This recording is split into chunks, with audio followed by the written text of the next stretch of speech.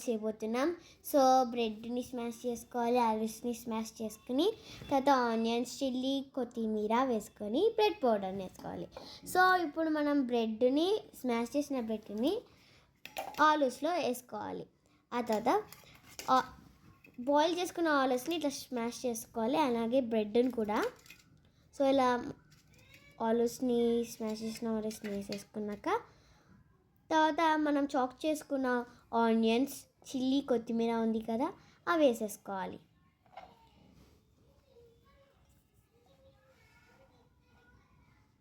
So ఇక్కడ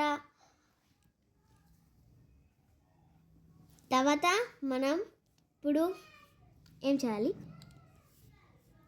కారం, ఉప్పు వేసుకొని ధనియాల పొడి, గరం మసాలా, అల్లం పేస్ట్ వేసుకొని బాగా మిక్స్ చేయాలి. సో ఇలా మిక్స్ చేసిన దాన్ని అలాగే బ్రెడ్ పౌడర్ని పక్కన తీసుకుని ఇలా అన్ని రోల్స్లా చేసేసుకోవాలి. అలాగే బ్రెడ్ పౌడర్లో డిప్ చేసేయాలి. సో ఇలా అన్నీ చేసేసుకుందాం. బ్రెడ్ సఫిషియంట్, మనకి ఎంత సరిపోతే అంత. సో ఇలా అన్నీ చేసేసుకుందాం. అలాగే ఇప్పుడు మనం వేడి ఆయిల్లో బాల్స్ని వేసేసుకుందాం.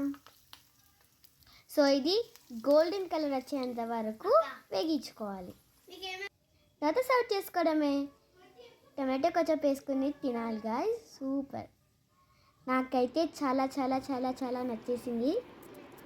ఇది మా లాంటి పిల్లలకైతే స్నాక్స్కి నాకైతే చాలా నచ్చింది ఫ్రెండ్స్, చాలా బాగుంది. మీరాంచి కూడా చాలా నచ్చేసింది. మీరాంచి కూడా చాలా నచ్చింది గాయ్స్. అలాగే థ్యాంక్ యూ ఫ్రెండ్స్.